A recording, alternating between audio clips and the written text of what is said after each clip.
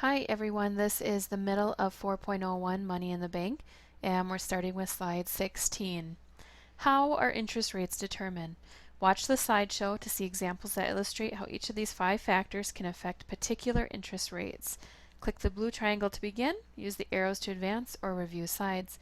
You can go ahead and do that on your own. Short-term and long-term interest rates.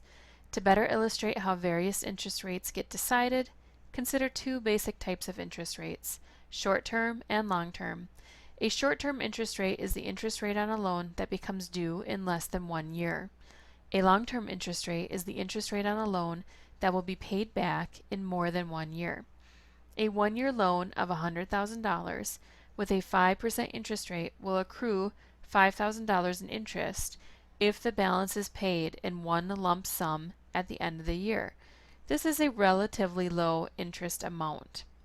A 15-year loan of $100,000, on the other hand, will accrue $5,000 in interest each year for a total of $75,000 in interest alone at the end of 15 years. More likely, this loan would carry a compound interest rate, meaning the borrower would have to pay interest on interest accrued from the previous years. After 15 years with a compound interest rate, the total interest would come to more than $107,000 more than the original loan amount. The total of interest payments on a long-term loan can be significantly larger than the interest on a short-term loan, even when the interest rate is the same. Common sense about money. With so much to know about money, take a moment to review what you have learned. Money is a medium of exchange that improves on the barter system by making the exchange of goods and services more efficient. Throughout history, many different items have served as money, and over time the forms of money have evolved to make money easier to use. Currently, there's widespread use of fiat money, which includes currency and digital money. Neither of these have intrinsic value as commodity money does. Credit is borrowed money. Credit, or a loan, must be paid back with interest, which is an extra charge borrowers pay for the use of the lender's money. Interest rates are determined by various factors.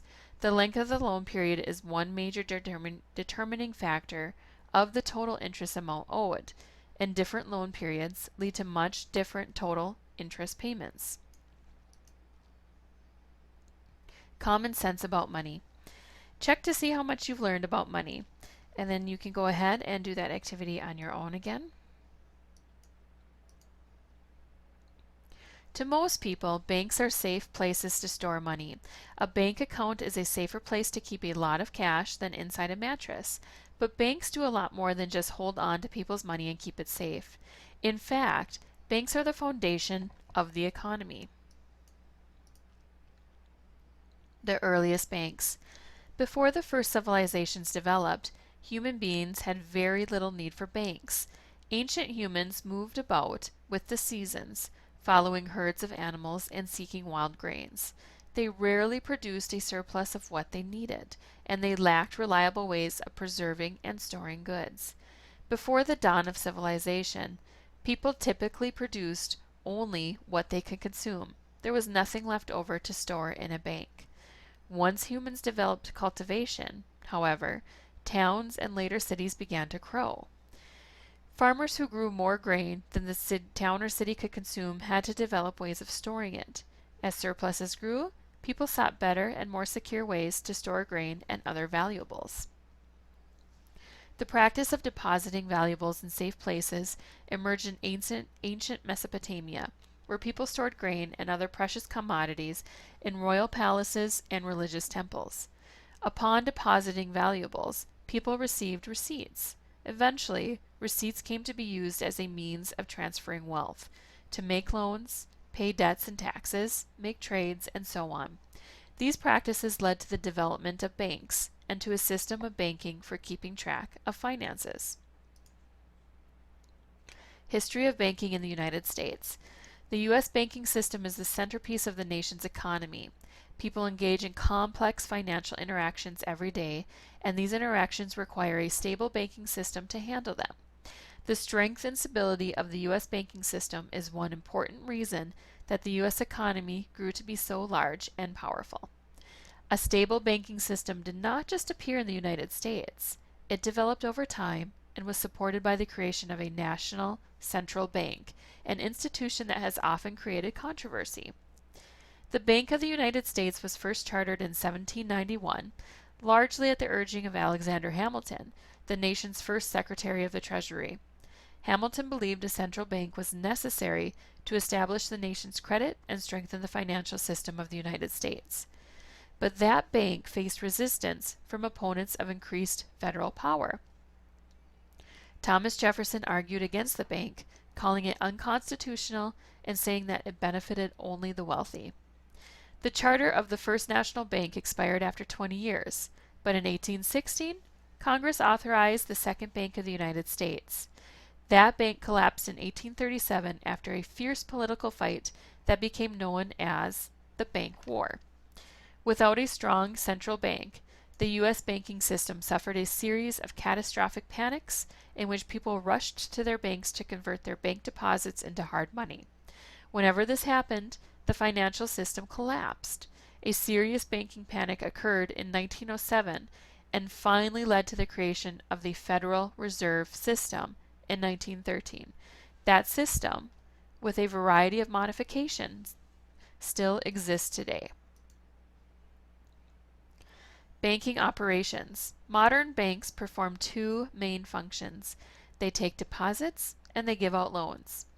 Banks also provide other financial services such as checking and savings accounts, credit and debit cards, money orders, and safe deposit boxes. Banks, like other businesses, keep track of their operations with a balance sheet. The balance sheet shows the bank's assets, liabilities, and net worth. The net worth is the bank's monetary value, the amount of money that would be left if all of the bank's assets were sold and all of its liabilities were paid off.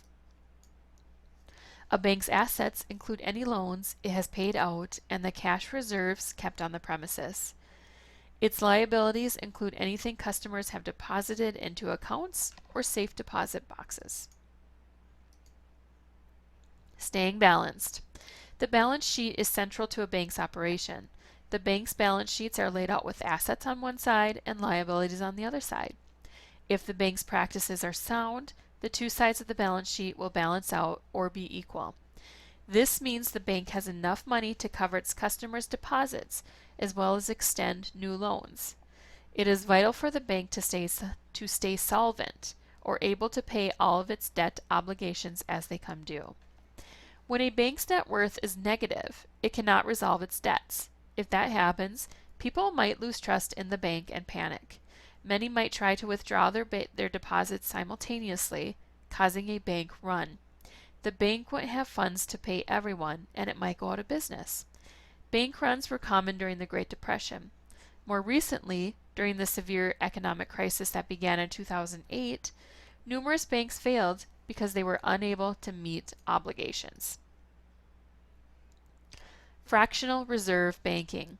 Another central feature of banking operations is the fractional reserve system. It begins with customer deposits. The money that customers deposit in a bank rarely sits idly in the vault. In fact, banks keep only a small portion of customer deposits on hand. This is called the fractional reserve. Most banks are required to keep a fraction of overall deposits on hand in the vault. The required reserve ratio is usually about 10%. What happens to the remaining percentage of the deposits in the bank, called the excess reserves? This money is loaned out to other banks, to others, so it can earn interest, which is the main source of any bank's income. The loans are used for many different purposes, but many of them provide businesses with the capital needed to expand their operations. Loans help drive growth and keep the economy expanding. If a bank operated on a full reserve system, it would need to keep all customer deposits on hand all the time. This means that bank runs would never be a problem, but it would virtually eliminate every bank's normal activities. Full reserve banks would not be able to make loans or offer extra services such as checking accounts, savings accounts, debit cards, or credit cards. This would severely limit economic activity and undermine economic growth. Fractional reserve banking, risks and safeguards. Fractional reserve banking carries some risks. If a bank has only 10% of its customers' deposits on hand, it is unable to meet its obligation if all customers want their deposits at the same time. Fractional reserve banking works because people generally want to access only a small percentage of their deposits at any given time. But what if people behave differently? If many of the bank's customers suddenly demanded all their money back at once, the system would fall apart. It is vital for the stability of the U.S. banking system that people trust their banks, especially when the banks have only a fraction of their customers' deposits at hand. In the United States, that trust is supported by the Federal Deposit Insurance Corporation, or FDIC, created in 1934. If you deposit your money at an FDIC-insured bank, your money, up to a maximum of $250,000, is safe even if the bank fails. The FDIC acts as an insurance policy for bank deposits, and its funds come from premiums paid by all bank members. Non-deposit investments, such as mutual funds, annuities, life insurance policies, stocks, and bonds, are not insured by the FDIC. The Federal Reserve. The Federal Reserve Bank, sometimes called the Fed for short, also helps retain people's trust in banks by keeping the U.S. banking system stable. The Fed is charged by Congress with overseeing the health of U.S. banks and the U.S. economy as a whole. How does the Fed achieve these goals? First, the Fed regulates and watches banks to make sure they operate according to sound banking practices and legal regulations. The Fed also determines the required reserve ratio. If a bank fails to meet its required reserves, the Fed can investigate. If a bank is found to be unstable, the Fed can make it close down or merge with a healthier bank. Avoiding a Fed investigation is a powerful incentive for bankers to make careful decisions. Second, the Fed acts as a bank to banks. Banks hold most of their required reserves at the Fed. If a crisis such as a bank run occurs, the Fed can loan money to banks to protect them from failing. Banks can also borrow money overnight from the Fed if they run short on required reserves at the end of the day. The Fed also takes care of clearing checks between banks and issuing new currency. Third, the Fed helps keep banks and the economy stable and strong by controlling the money supply. You can bank on it. Banking is more complex than many people realize. Take a moment to review what you have learned about the banking system. Banks provide financial services, chiefly taking deposits and giving out loans. Banks keep track of operations on balance sheets that show their assets on one side and liabilities on the other. Ideally, the two sides of the balance sheet are equal. If a bank's practices are unsound, the balance sheet will be unbalanced. If a bank's net worth becomes negative, it will not be able to support its customers' deposits and loans, and it may experience a bank run. A key feature of modern banking is the fractional reserve banking system. Banks keep only a small percentage of their customers' deposits on hand to satisfy demands for withdrawals. Banks use the excess reserve to make loans, which generates income for the bank. The Federal Reserve Bank is the central bank of the United States. Its main jobs are to keep the banking system stable, keep the economy healthy, and to control the money supply. You can bank on it. Use this exercise to see what you've learned about how and why banks operate the way they do. And that comes to the end of 4.01 Money in the Bank 1. And you will have another link following this for 4.02 Money in the Bank 2. Please let me know if you have any questions or concerns about this information. Have a great day.